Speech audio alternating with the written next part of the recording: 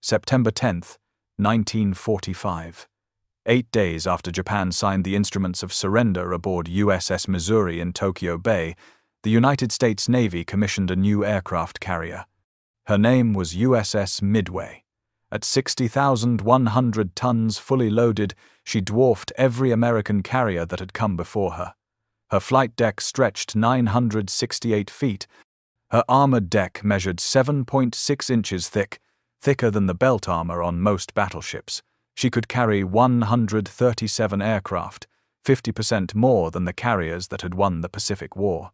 USS Midway was, without question, the largest United States aircraft carrier of World War II. But she arrived too late. The war she was designed to fight had ended before she could fire a single shot. While Midway represented the pinnacle of wartime carrier evolution, incorporating every lesson learned from 4 years of brutal combat, she never tested those innovations in battle. The ships that actually won the Pacific War were smaller, less protected, and built to earlier specifications. This creates a compelling tension. The largest carrier of the war never fought in it.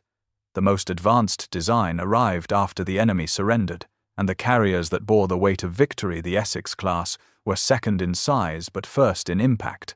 This video examines which was the largest U.S. aircraft carrier of World War II by exploring the evolution that led to Midway's creation. We'll trace American carrier development from treaty-bound beginnings through desperate wartime improvisations to the final, massive design that came too late. We'll profile the Essex-class carriers individually, examining their combat records and why they dominated the Pacific, despite being smaller than Midway. We'll look at how British armored carrier philosophy influenced American thinking, and we'll answer why the largest carrier of the war era never experienced the war itself. The answer is straightforward. Midway was the largest.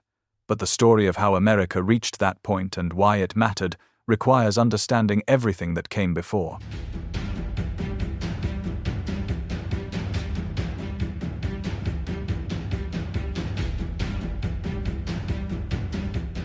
The treaty-bound beginnings, Lexington and Yorktown classes. To understand why Midway became so large, we must start with why earlier carriers were not. The Washington Naval Treaty of 1922 imposed strict limits on carrier construction. Individual carriers could not exceed 27,000 tons standard displacement. Total carrier tonnage for the United States was capped at 135,000 tons. These restrictions shaped every American carrier built before 1937. The treaty did, however, include a loophole. Existing capital ship hulls, battleships, and battlecruisers already under construction could be converted to carriers. The U.S. Navy seized this opportunity. 6 Lexington-class battlecruiser hulls had been laid down during World War I, designed as high-speed raiders armed with 8 16-inch guns. When the treaty rendered them obsolete, the Navy converted 2 hulls into carriers, Lexington and Saratoga. Commissioned in 1927, these ships were enormous by the standards of their day. At over 36,000 tons standard displacement, reaching 43,055 tons fully loaded, they were the largest carriers in the world. Their 888-foot flight decks could handle any aircraft of the era. Their battlecruiser machinery gave them 33 knots blistering speed that allowed them to outrun most surface threats. Each carried approximately 80 aircraft, more than most navies would field for another decade. But their battlecruiser origins imposed limitations. The propulsion system was massive and complex, with steam lines and electrical conduits running throughout the hull in ways never intended for aviation operations. Aviation fuel tanks and ammunition magazines were integrated into a structure designed for very different purposes. This made them vulnerable to internal explosions if fires reached the wrong compartments. That vulnerability revealed itself at the Battle of the Coral Sea in May 1942. Lexington absorbed 2 torpedo hits and multiple bomb strikes. Her damage control teams performed brilliantly at first, containing fires and restoring partial power. Then, gasoline vapors ignited in the ventilation system. At 12:47 in the afternoon, a massive internal explosion tore through the carrier. More detonations followed as fires reached aviation fuel stores. Despite desperate efforts, the ship became an inferno. By evening, the order to abandon ship was given. Over 200 sailors died. Lexington sank that night, the first U.S. fleet carrier lost in combat. Her sister, Saratoga, survived the war, but had a frustrating career marked by repeated torpedo hits from submarines. She spent critical months in repair yards during 1942, when the Navy desperately needed every carrier. Her absence from Midway and other decisive battles underscored the strategic cost of having too few carriers in the Pacific. The Lexington class proved that size and speed mattered, but also that converted hulls carried inherent weaknesses. The Navy needed purpose-built carriers designed from the keel up for aviation operations. The Yorktown class represented that evolution. Yorktown, Enterprise, and Hornet were commissioned between 1937 and 1941. At approximately 25,500 tons standard displacement, they were smaller than the Lexingtons but far more efficient. Their 824-foot flight decks were proportioned for stability and safe aircraft handling. They carried approximately 90 aircraft, matching the Lexingtons despite being significantly smaller. Their innovation was operational efficiency. The Yorktown class introduced the deck-edge elevator, a third aircraft lift mounted on the port side of the ship, cantilevered outward. This allowed aircraft to move between the hangar and the flight deck without interrupting landing or launch operations. Previous carriers used only centerline elevators, which cut gaping holes in the flight deck whenever in use, forcing flight operations to pause. The deck-edge elevator transformed carrier warfare by dramatically increasing sortie rates. Protection was substantial without being excessive. A 2.5 to 4-inch armored belt protected the waterline. The hangar deck was armored to shield machinery and magazines. Extensive compartmentalization and trained damage control crews gave these ships remarkable survivability. The Yorktown class became the backbone of the early Pacific War. At Coral Sea, Yorktown traded blows with Japanese carriers and survived a bomb hit. At Midway 1 month later, she absorbed 3 bombs and 2 torpedoes, was abandoned, survived for 2 days, and finally sank to a Japanese submarine while under tow. Her sacrifice helped sink 4 Japanese fleet carriers, breaking Japanese naval aviation permanently. Enterprise became the most decorated ship in U.S. Navy history. She fought at Midway, Eastern Solomons, Santa Cruz, and virtually every major engagement through Okinawa.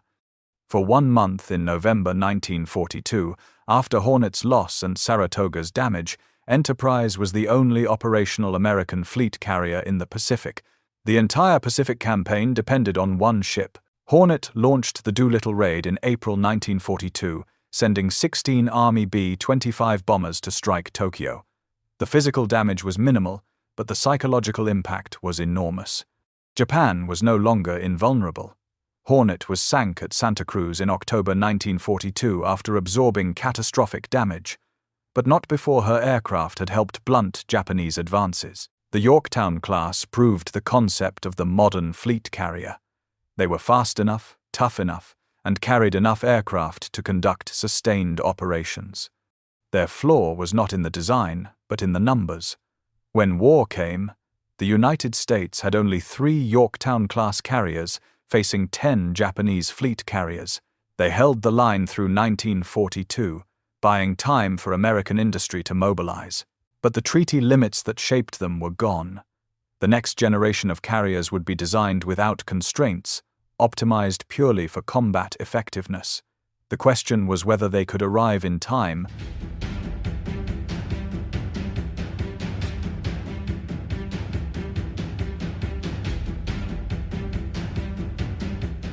The crisis that demanded mass production. By late 1942, the United States Navy faced an existential crisis. Pearl Harbor had devastated the battleship fleet. Lexington had been lost at Coral Sea. Yorktown went down at Midway. Wasp was torpedoed in September. Hornet sank at Santa Cruz in October. Saratoga sat in repair yards after repeated submarine attacks. That left Enterprise as the only operational American fleet carrier in the Pacific theater. One carrier, one flight deck, one platform stands between the Imperial Japanese Navy and total control of Pacific sea lanes. If Enterprise went down, supply lines to Guadalcanal would be severed.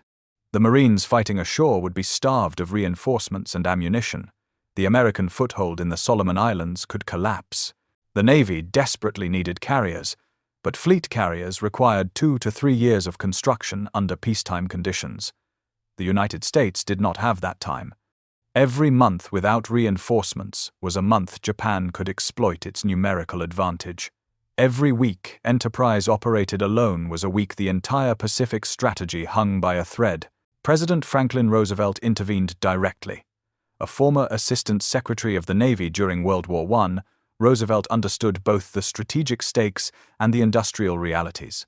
He had followed carrier development closely throughout the 1930s and grasped what the crisis demanded. If traditional fleet carriers could not arrive quickly enough, alternatives had to be found immediately. And if alternatives were insufficient, then the construction of fleet carriers had to be accelerated beyond anything previously attempted. The solution was already on the drawing boards. The Essex-class design had been finalized in 1940, before Pearl Harbor, when naval architects could work without the pressure of wartime urgency.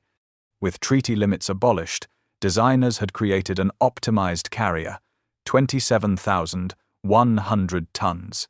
Standard displacement, 33 knots maximum speed, capable of carrying 90 to 100 aircraft.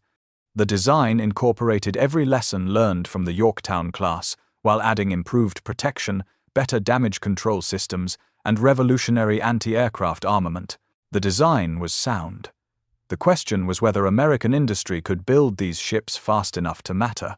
On July 9, 1942, as the crisis deepened, the Navy ordered 11 Essex-class carriers in a single day. This was followed by additional orders in subsequent months, bringing the total to 24 ships, the largest single class of fleet carriers ever conceived. But ordering ships and building them were different challenges entirely. Roosevelt pushed for unprecedented industrial mobilization. Shipyards across the United States received contracts and funding. Newport News Shipbuilding in Virginia, Philadelphia Naval Shipyard in Pennsylvania, Norfolk Navy Yard in Virginia, Fall River Shipyard in Quincy, Massachusetts, and Brooklyn Navy Yard in New York. Each yard would build multiple carriers simultaneously, something that had never been attempted. The key was standardization. Unlike earlier carriers, which incorporated design changes between ships, the Essex-class would be virtually identical. The same blueprints would be used at every yard, the same structural components would be fabricated, the same machinery would be installed. This allowed techniques borrowed from industrial mass production, assembly line methods, interchangeable parts, and specialized work crews trained on repetitive tasks. Workers flooded into the shipyards. Many were women, entering industrial work for the first time as men deployed overseas. Training programs taught welding, riveting, and plate fitting to people who had never built anything larger than an automobile. The yards operated 3 shifts, 24 hours a day. Floodlights illuminated the hulls at night as sparks from welding torches showered the steel frames, taking shape on the slipways. The scale was staggering. Each Essex-class carrier required approximately 20,000 tons of steel plate, thousands of miles of electrical wiring, complex machinery weighing hundreds of tons, and countless systems integrated into a single, functioning platform. Ordinarily, such a ship would take 3 years from keel laying to commissioning. The Navy needed them in 18 months. Shipyards met the challenge through innovation and brutal work schedules. Prefabrication became standard. Entire hull sections were assembled away from the slipway, then lifted by crane into position. This allowed multiple teams to work simultaneously rather than sequentially. Machinery was tested in workshops before installation, reducing the time needed for shipboard trials. Supply chains were streamlined, with raw materials routed directly to shipyards rather than through traditional procurement systems. But even with accelerated construction, the first Essex-class ships would not commission until late 1942 at the earliest. The Navy needed flight decks immediately to cover the gap between the crisis of November 1942 and the arrival of the Essex-class in mid-1943.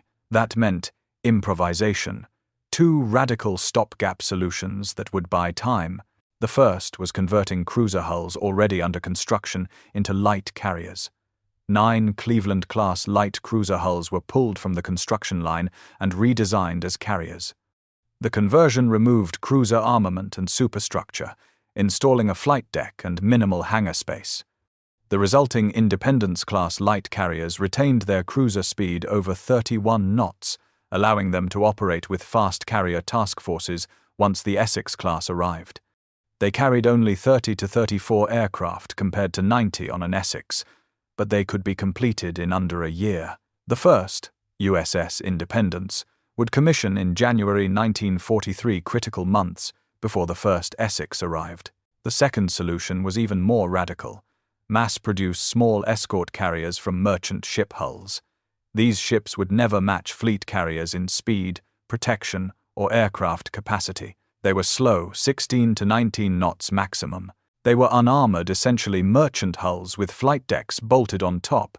They carried only 20 to 28 aircraft. They could not operate with the fast carrier task forces, but they could escort convoys across the Atlantic, provide air cover for amphibious operations, and free up the larger carriers for offensive strikes against the Japanese fleet. Henry J. Kaiser's shipyards pioneered the escort carrier program, applying the same mass production techniques used for Liberty ships. The Casablanca class alone would produce 50 carriers, using assembly line methods, the most numerous class of aircraft carrier ever built. Combined with other escort carrier classes, the United States would eventually commission 122 escort carriers during the war. Both solutions represented profound compromises. Light carriers were fast but cramped, with narrow flight decks that made landing dangerous and small hangars that limited maintenance capacity. Escort carriers were slow, unarmored, and vulnerable. Their crews nicknamed them combustible, vulnerable, expendable. For good reason, neither could stand in a fleet engagement against Japanese carriers. But in late 1942, adequate platforms arriving in months were infinitely better than perfect platforms arriving in years. The race was on. Could American industry produce enough flight decks before Japan overwhelmed the Pacific defenses? Could the stopgap carriers hold the line until the Essex-class arrived? Could Enterprise survive long enough for reinforcements to reach her? The answer would come from the shipyards, from the workers welding steel plates in the middle of the night, from the designers refining construction techniques to save days and weeks, from the industrial capacity of a nation fully mobilized for total war. The Essex-class was coming. The question was whether they would arrive in time.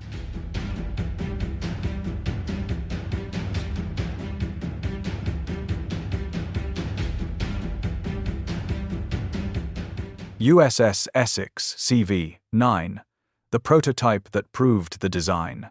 USS Essex commissioned on December 31, 1942, exactly 1 year and 24 days after Pearl Harbor.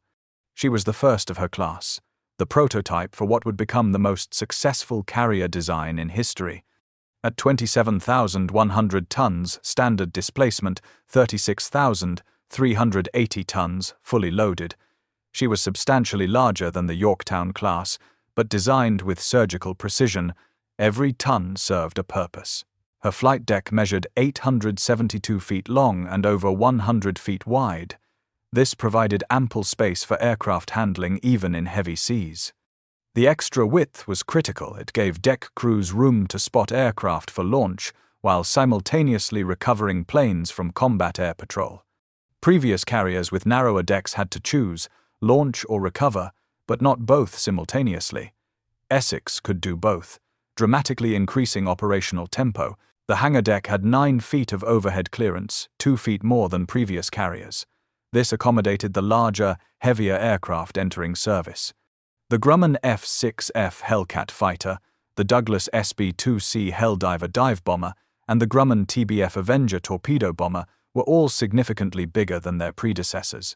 The Wildcat fighter that fought at Midway weighed 7,000 pounds empty. The Hellcat weighed 9,000 pounds, nearly 30% heavier. Essex was designed to operate these more capable aircraft efficiently, with hangar spaces large enough for maintenance crews to work without crowding. She carried 90 aircraft in her initial configuration, later increased to over 100 as operational experience refined deck handling procedures. Her typical air group in 1943 consisted of 36 Hellcat fighters, 36 Helldiver dive bombers, and 18 Avenger torpedo bombers. This combination gave her commanders flexibility: heavy strike packages for attacking enemy ships, fighter sweeps for gaining air superiority, or mixed formations for supporting amphibious operations. But raw capacity mattered less than operational tempo: how quickly aircraft could be launched, recovered, rearmed, and relaunched. Essex could launch a full deck-load strike of 36 aircraft in under 15 minutes. After recovering them, her deck crews could rearm and refuel the same aircraft for a second strike in under 90 minutes. This sustained striking power exceeded anything Japan could match by 1943. The 3 elevators, 2 centerline, and 1 deck edge could operate simultaneously without interfering with flight operations. Aircraft moved continuously between the hangar and the flight deck. While planes landed on the after portion of the deck, the forward elevator brought up aircraft for the next launch. The deck edge elevator, cantilevered off the port side, moved planes without creating gaps in the landing area. Fuel and ordnance stations were positioned to minimize handling time. Aircraft rolled off the elevator, were immediately spotted for fueling, then moved forward for arming. The deck crew choreography resembled a precisely timed ballet. Each man had a specific role. Plane handlers in blue jerseys pushed aircraft into position. Ordnancemen in red jerseys loaded bombs and torpedoes. Fuel crews in purple jerseys connected hoses and pumped aviation gasoline. Aircraft mechanics in green jerseys performed final checks. The entire operation ran with minimal verbal communication. Hand signals sufficed, because every man knew his job perfectly. This efficiency, refined through endless training, gave Essex a decisive advantage over Japanese carriers. By 1944, protection was comprehensive but calculated. The underwater protection system used multiple layers of void spaces, fuel tanks, and compartments to absorb torpedo hits and contain flooding. Tests had shown this system could withstand at least 1 torpedo hit on each side without compromising the ship's ability to operate. The 2.5 to 4-inch armored belt protected the waterline from shells and bomb fragments. Critically, the hangar deck was armored with 1.5 inches of steel. This protected machinery, fuel tanks, and magazines from bombs that penetrated the wooden flight deck above. American designers made a conscious choice with this armor scheme. British carriers used armored flight decks 3 inches of steel on the flight surface itself, which made them nearly immune to bomb damage. But that armor was heavy, reducing aircraft capacity by 20 to 30% and limiting hangar height. American designers chose to armor the hangar deck instead, accepting that the wooden flight deck above might be damaged, but ensuring that fires could not reach the ship's vital systems below. This trade-off would prove controversial. When bombs hit wooden flight decks, they penetrated and started fires in the hangar spaces. British armored flight decks simply bounced bombs off. But American carriers carried 50% more aircraft, 90 versus 60 on comparable British carriers. The offensive power was deemed worth the vulnerability, especially since American damage control training was exceptional. Anti-aircraft armament was revolutionary compared to pre-war carriers. 12 5-inch 38 caliber dual-purpose guns in twin mounts engaged aircraft at ranges exceeding 10 miles.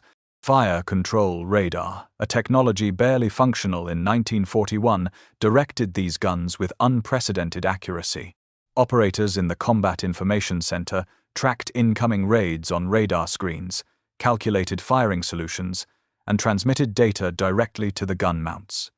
This allowed Essex to fire accurately at aircraft she could not even see, hitting targets through clouds or at night. For medium-range defense, 68 Bofors 40mm autocannons in quad mounts created overlapping fields of fire. These Swedish-designed weapons had a practical range of 2 miles and a rate of fire of 120 rounds per minute per barrel. A quad mount could throw 480 rounds per minute into the air, a wall of steel that shredded aircraft. Essex carried 17 quad mounts, positioned on sponsons around the flight deck. Any aircraft that penetrated to within 2 miles faced a barrage that few pilots could survive. Close-in defense came from dozens of Oerlikon 20mm cannons. These were last-ditch weapons, effective only within 1,000 yards, but they fired at 500 rounds per minute. Gunners aimed them manually, tracking aircraft by eye and leading the target instinctively.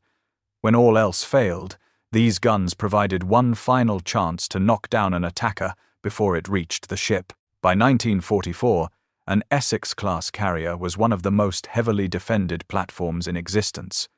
The combination of radar-directed 5-inch guns, massed 40mm fire, and point defense 20mm cannons created a defensive envelope nearly impossible to penetrate. Japanese pilots who survived attacks on Essex-class carriers described the experience as flying into a solid wall of tracers. Essex's combat debut came in August 1943 with strikes on Marcus Island, a small Japanese-held atoll 1,000 miles southeast of Tokyo. The raid was modest in scale, testing air group coordination and operational procedures, but it confirmed the ship worked as designed. Her air wing launched and recovered efficiently. Her anti-aircraft batteries performed well against Japanese counterattacks. Her damage control systems proved robust during drills. She was ready for major operations. Over the following months, Essex participated in the Gilbert Islands campaign, striking Tarawa and Makin in November 1943. These operations refined the techniques that would be repeated across the Central Pacific: pre-invasion strikes to destroy airfields and coastal defenses, combat air patrol during the landings, and close air support for Marines ashore. Essex's bombers destroyed dozens of bunkers and gun positions that would have inflicted heavy casualties during the landings. Her fighters shot down Japanese aircraft attempting to attack the invasion fleet. At the Battle of the Philippine Sea in June 1944, the Great Marianas Turkey Shoot, Essex demonstrated the full potential of her design. Her air group shot down 65 Japanese aircraft in a single day. Her fighters, directed by radar, intercepted Japanese strike packages at ranges exceeding 70 miles from the fleet. They destroyed entire formations before they could reach their targets. When some Japanese aircraft broke through, Essex's anti-aircraft batteries engaged them with devastating effect. Not a single Japanese aircraft reached her flight deck. Essex fought through the Philippines campaign, providing air support for the Leyte Gulf landings in October 1944. Her bombers struck Japanese airfields on Luzon, destroying aircraft on the ground before they could attack American forces. At the Battle of Leyte Gulf itself, the largest naval battle in history, Essex's aircraft participated in the destruction of the Japanese center force, sinking multiple cruisers and damaging battleships. She continued operations through Iwo Jima and Okinawa in 1945. She took battle damage multiple times but never suffered hits severe enough to force extended repairs. Her protection systems worked. Her cruise training allowed rapid damage control. She remained operational when other carriers would have been forced to withdraw. The ship that entered service as a prototype became the template for American carrier dominance. 17 more Essex-class carriers would follow her into combat, each incorporating minor improvements but fundamentally identical in design. Together, they would form the Fast Carrier Task Force, the most powerful naval formation ever assembled. But Essex proved the concept first. She validated that American designers had finally created a carrier that balanced size, speed, protection, and operational efficiency. She demonstrated that standardized mass production could build complex warships without sacrificing quality. She showed that proper training and doctrine could maximize a good design's potential. No Essex-class carrier was lost to enemy action during the war. That single statistic validates the design more effectively than any technical analysis. The ships worked, they survived, they won. Essex herself earned 13 battle stars for World War II service, among the highest totals in the class.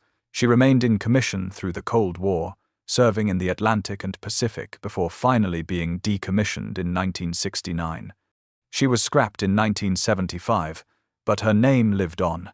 A new amphibious assault ship, USS Essex LHD-2, was commissioned in 1992 and remains in service today. The prototype became the legend, and the legend defined victory in the Pacific War.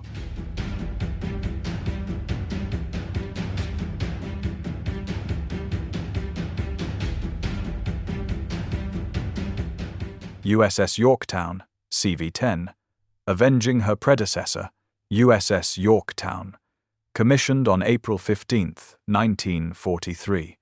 She was the second Essex-class carrier to enter service, but she carried the name of the Yorktown-class carrier lost at Midway 10 months earlier. That legacy weighed heavily. The original Yorktown had absorbed 3 bombs and 2 torpedoes at Midway, survived for 2 days, and finally succumbed to a Japanese submarine. Her sacrifice had helped sink 4 Japanese carriers and turn the tide of the Pacific War. The new Yorktown had a reputation to uphold. She exceeded it. Yorktown participated in virtually every major Pacific campaign from mid-1943 through the war's end. Her first action came during the Gilbert Islands invasion in November 1943, providing air cover for Marines landing on Tarawa. The lessons learned at Tarawa, where inadequate pre-invasion bombardment led to heavy casualties, shaped future operations. Yorktown's air group refined techniques for close air support, attacking Japanese positions just ahead of advancing troops. In February 1944, Yorktown participated in Operation Hailstone, the massive airstrike on Truk Lagoon. Truk was Japan's primary forward base in the Central Pacific, called the Gibraltar of the Pacific for its fortified anchorages and airfields. The strike destroyed over 250 Japanese aircraft and sank dozens of ships. Yorktown's bombers personally accounted for the cruiser Agano, catching her at anchor and putting 3 bombs into her hull. At the Battle of the Philippine Sea in June 1944, Yorktown was part of Task Force 5815 American carriers facing 9 Japanese carriers. The battle demonstrated the full extent of American superiority. Japanese strike packages, detected by radar at ranges exceeding 100 miles, were intercepted by fighter screens and destroyed before reaching the fleet. Yorktown's fighters claimed 37 confirmed kills that day. Of 373 Japanese aircraft launched, approximately 330 were shot down. American losses: 29 aircraft. The battle broke Japanese naval aviation permanently. The pilots lost that day were irreplaceable. Japan still had carriers, but almost no trained aviators to fly from them. Yorktown's resilience was tested at Leyte Gulf in October 1944. During the battle, her air group struck Japanese surface forces, sinking the battleship Musashi, sister ship to Yamato, and one of the largest battleships ever built. Yorktown's torpedo bombers made repeated attacks over several hours, each wave adding more hits until Musashi capsized with over 1,000 casualties. But Yorktown's own vulnerability showed itself in March 1945 during strikes off Kyushu. A Japanese aircraft penetrated the combat air patrol and dropped a bomb that struck the flight deck. The wooden deck ignited immediately. Fires spread across the forward deck, killing 5 men and wounding 26. Damage control teams extinguished the fires within an hour, and the ship remained operational. But the incident underscored the weakness of wooden flight decks they burned when hit. This was not a design flaw unique to Yorktown. Every American carrier with a wooden flight deck faced the same vulnerability. Japanese aircraft carrying incendiary weapons or deliberately crashing into flight decks could start fires that spread rapidly. The British, by contrast, used armored flight decks that resisted such damage, but British carriers paid for that protection with smaller air groups, typically 30 to 40 aircraft compared to 90 to 100 on American carriers. American designers had made a calculated trade-off: accept fire risk in exchange for greater striking power. Yorktown proved the calculation sound. Despite the damage, she returned to action quickly and fought through the Okinawa campaign. Her air group flew thousands of combat sorties, striking airfields, shipping, and shore installations. She survived the war without suffering catastrophic damage, though several sister ships would not be as fortunate. Yorktown earned 11 battle stars for World War II service. She remained in commission through the Cold War, serving in the Atlantic and Mediterranean before finally being decommissioned in 1970. Today, she serves as a museum ship in Charleston, South Carolina, a testament to the Essex-class design and the sailors who fought on her. She avenged her predecessor's loss many times over. The original Yorktown had been lost, stopping the Japanese advance. The new Yorktown helped drive them back across the Pacific, island by island, until Japan itself came under American bombs. Her name carried weight, and she honored it.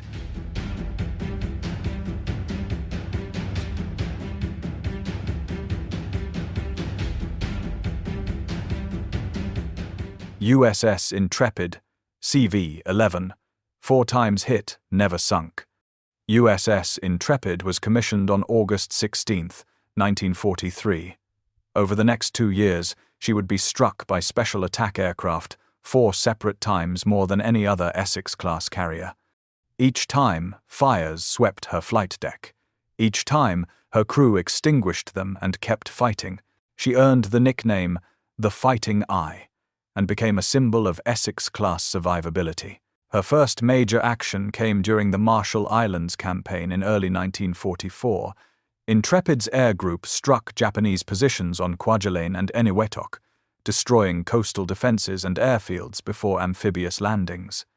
The technique refined here, coordinated strikes timed to catch enemy forces off guard, would be repeated throughout the Central Pacific campaign. At Truk Lagoon in February 1944, Intrepid participated in the devastating raid that neutralized Japan's primary forward base. Her bombers sank several ships and destroyed dozens of aircraft on the ground. The strike proved that even heavily fortified positions could be overwhelmed by concentrated carrier air power. Then came the Philippines campaign in October 1944. On October 29th, a Japanese aircraft evaded the combat air patrol and crashed into Intrepid's flight deck near the island superstructure. The impact killed 10 men. Aviation fuel from the wrecked aircraft ignited, spreading fires across the deck. Damage control teams fought the blaze for over an hour before bringing it under control. The flight deck was scarred and buckled, but Intrepid remained operational. She returned to combat. 3 weeks later, on November 25th, 2 more Japanese aircraft struck within minutes of each other. The first hit the flight deck amidships, the second crashed into the port side hangar deck. Explosions ripped through the hangar as fueled aircraft caught fire. 69 men died. The damage was severe enough that Intrepid had to withdraw to Pearl Harbor for repairs. She returned in February 1945 for the Iwo Jima campaign. Her air group provided support for Marines landing on the volcanic island, striking Japanese positions, and flying combat air patrol over the invasion fleet. Iwo Jima was one of the bloodiest battles in Marine Corps history. With over 26,000 American casualties, carrier air support helped suppress Japanese artillery that otherwise would have inflicted even heavier losses. On April 16, 1945, during operations off Okinawa, Intrepid was hit again. A Japanese aircraft carrying a bomb crashed into the flight deck. The bomb detonated, blowing a hole in the deck and starting fires. 10 more men died. Once again, damage control teams extinguished the fires and kept the ship operational. 4 hits, 4 fires, each one could have been catastrophic. On lesser ships, any one of these attacks might have proven fatal, but Intrepid survived because the Essex-class design incorporated lessons learned from earlier carrier losses. The armored hangar deck protected vital machinery and fuel tanks from secondary explosions. When fires reached the hangar, they burned above the armored deck rather than penetrating to the ship's core systems. Extensive compartmentalization limited flooding from near-miss bomb explosions. Redundant fire suppression systems gave damage control teams multiple methods to fight blazes. And critically, the crew was extensively trained in damage control procedures. Every sailor knew how to fight fires, seal compartments, and restore power. This training made the difference between a manageable fire and a ship-killing disaster. Intrepid's repeated survival also highlighted the weakness of wooden flight decks. Every hit started fires because wooden decks were inherently combustible. The British Solution armored flight decks prevented this problem. When Japanese aircraft crashed into British carriers, they typically dented the steel deck, which could be repaired in hours. American carriers burned, but American carriers also carried 50% more aircraft. The trade-off was deliberate. Accept fire vulnerability in exchange for greater offensive power. Intrepid proved that with proper damage control, American carriers could survive even repeated hits and continue fighting. She earned 5 battle stars for World War II service and continued serving through the Cold War. She participated in recovery operations for Mercury and Gemini space missions in the 1960s. Today, she serves as a museum ship in New York City, her flight deck displaying aircraft from multiple eras of naval aviation. Visitors walk the same deck that burned 4 times and see the bulkheads that contained those fires. The Fighting Eye stands as a testament to both the vulnerability and resilience of the Essex-class.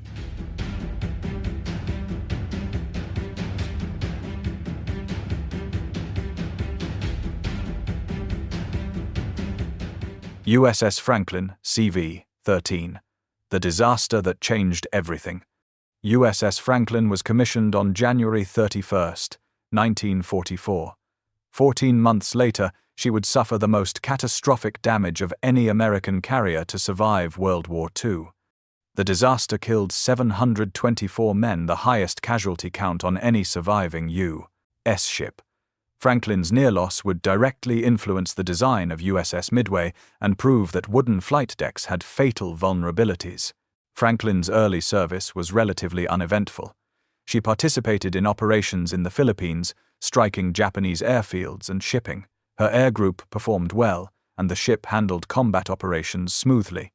Nothing suggested the disaster approaching. On March 19, 1945, Franklin operated 50 miles off the coast of Kyushu, Japan's southernmost home island. The carrier was launching a strike against Japanese airfields when a single Japanese bomber penetrated the combat air patrol at dawn. Flying low to avoid radar detection, the bomber reached Franklin before fighters could intercept. The pilot released 2 500-pound bombs from low altitude. Both struck the flight deck, which was packed with 31 fueled and armed aircraft preparing for launch. One bomb penetrated to the hangar deck. The other detonated among the aircraft on the flight deck. The effect was catastrophic. Fueled aircraft exploded into fireballs. Bombs and rockets cooked off in the heat, detonating randomly. Fires spread through the hangar deck, igniting more aircraft and ordnance. Secondary explosions ripped through the ship as torpedo magazines detonated. The flight deck buckled. Entire sections were consumed by flames reaching temperatures that melted steel. 724 men died in the explosions and fires, making Franklin the deadliest single-ship disaster for survivors in U.S. Navy history. Power failed throughout the ship. Steering control was lost. Franklin went dead in the water, listing 13 degrees and burning from bow to stern. Thick black smoke rose thousands of feet, visible for miles. The order to abandon ship was given. Most of the crew went over the side, picked up by escorting destroyers. But a core group of volunteers, approximately 700 men, remained aboard. They included the captain, damage control teams, and engineering personnel. If Franklin could be saved, they would save her. For the next 24 hours, these men fought the worst shipboard fires in U.S. Navy history. They dragged hoses through smoke-filled compartments. They pushed burning aircraft over the side. They sealed compartments to contain flooding. They jury-rigged pumps to keep the ship from capsizing. The cruiser USS Pittsburgh took Franklin under tow, pulling her away from the Japanese coast at agonizing speed. Explosions continued throughout the night as ammunition cooked off. At one point, a massive detonation in the forward magazine threatened to break the ship in half, but the structure held. By dawn on March 20th, the fires were largely contained. Franklin had survived. Over the following days, her crew restored partial power and regained steering control. Pittsburgh continued towing until Franklin's engines could be restarted. The carrier then transited to Pearl Harbor under her own power, a crippled, scarred hulk, but afloat. Franklin never returned to combat. The damage was too extensive. She sailed to New York for repairs that continued until the war ended. But her survival proved the Essex-class design worked. The armored hangar deck had prevented destruction. When fires reached the hangar, they burned above the armor rather than penetrating to machinery spaces and fuel tanks. The extensive compartmentalization contained flooding from near-miss bombs, and the structural integrity of the hull allowed the ship to absorb catastrophic damage without breaking apart. But Franklin also proved the fatal weakness of wooden flight decks. The fires started because the flight deck was combustible. When bombs hit, wooden decks disintegrated and burned. Fuel and ordnance from damaged aircraft spread fires rapidly.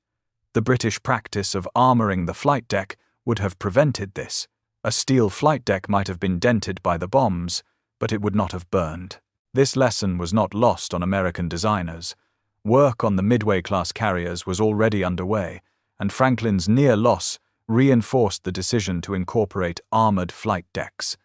Midway would have 7.6 inches of steel, protecting her flight deck thick enough to resist heavy bombs and prevent fires from spreading.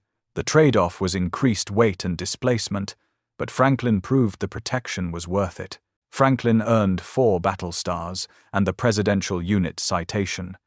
She was never scrapped, her hull was too damaged for that to be economical. Instead, she was retained as a stationary electronics test platform until finally being sold for scrap in 1966. Her legacy is the recognition that carrier survivability required more than damage control training and compartmentalization. It required preventing fires from starting in the first place.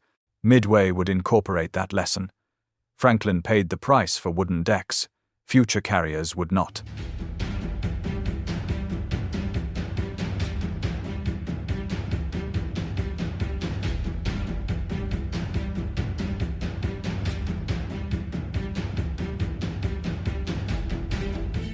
USS Lexington, CV-16, USS Bunker Hill, CV-17, and USS Hornet, CV-12, the workhorses that paid the price. 3 Essex-class carriers, Lexington, Bunker Hill, and Hornet, exemplified both the striking power and vulnerability of American carriers in 1945.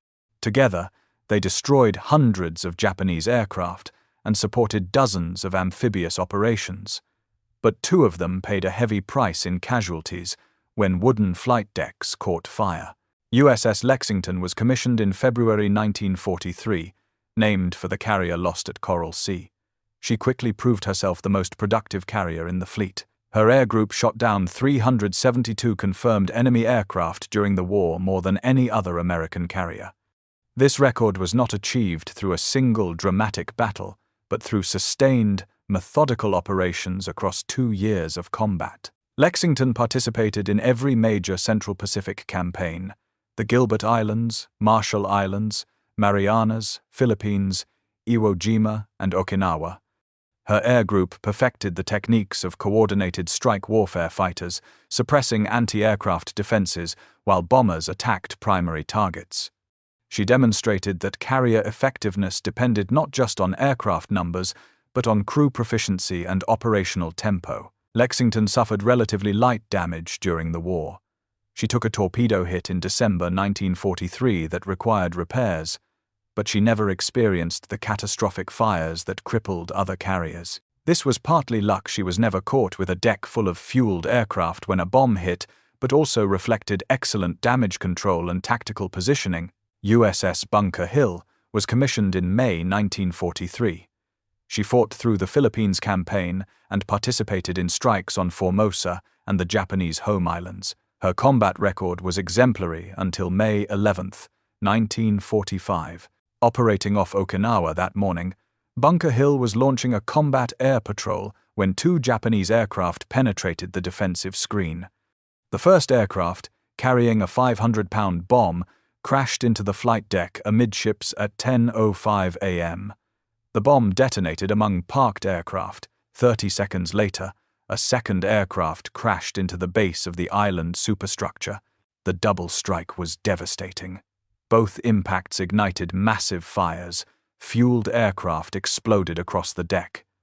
The second crash released burning fuel that flowed through open hatches into ready rooms and pilot quarters, incinerating men who had no warning.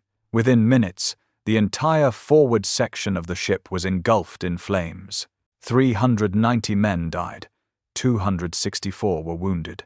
Bunker Hill was transformed from an operational carrier into a floating funeral pyre in less than a minute. But the ship survived.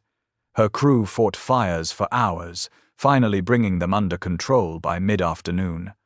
The armored hangar deck contained the worst damage, preventing fires from reaching machinery spaces. Extensive compartmentalization, limited flooding, and the crew's damage control training proved its worth once again. Bunker Hill withdrew to Pearl Harbor for repairs. The damage was severe enough that she never returned to combat. The war ended while she was still being repaired. She had been taken out of action by 2 aircraft that reached her through a supposedly impenetrable defensive screen. USS Hornet, the second carrier to bear that name after the original was lost at Santa Cruz, commissioned in November 1943. She participated in strikes on Formosa, the Philippines, and the Japanese home islands. Her air group developed tactics for suppressing Japanese airfields by cratering runways and destroying parked aircraft. Hornet operated through the Okinawa campaign without suffering major damage. She was one of the fortunate carriers that never experienced a catastrophic fire. But she operated alongside Franklin and Bunker Hill, and her crew saw what happened when bombs or crashing aircraft struck flight decks. The lesson was clear. Wooden decks were vulnerable. Together, these 3 carriers demonstrated the trade-offs inherent in American carrier design. Lexington's record of 372 enemy aircraft destroyed proved that large air groups delivered overwhelming offensive power. The United States won the air war in the Pacific because American carriers could launch more aircraft, more often, than Japanese carriers could. But Bunker Hill's 390 dead proved that wooden flight decks burned when hit. Franklin's 724 casualties proved that fires could spread catastrophically if they reached armed aircraft. The offensive power came at a cost in vulnerability. The British had chosen differently. Their armored flight decks made carriers nearly immune to bomb and crash damage. HMS Formidable took a direct hit from a crashing aircraft in May 1945. The flight deck was dented. The ship was operational within hours. No fire, no casualties beyond the immediate impact zone. But British carriers typically carried only 30 to 40 aircraft, half the capacity of an Essex-class. The Royal Navy had traded offensive power for survivability. American designers had made the opposite choice: maximize striking power and rely on damage control to save ships when hit. Lexington, Bunker Hill, and Hornet proved both the wisdom and the cost of that philosophy. The offensive power won battles, the vulnerability cost lives, and the experience directly shaped the design of USS Midway, which would combine American striking power with British protection philosophy.